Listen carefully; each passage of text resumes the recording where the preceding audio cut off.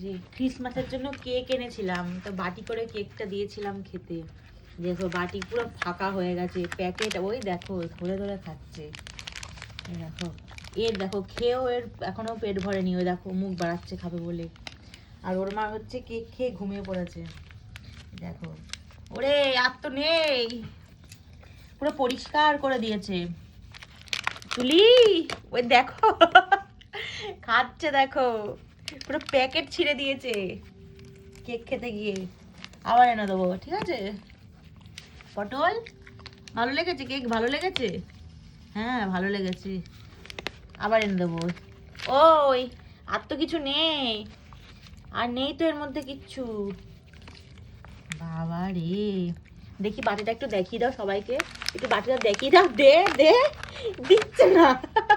দে দে দে দে। এ দেখো বাটির অবস্থা কেক খেয়ে।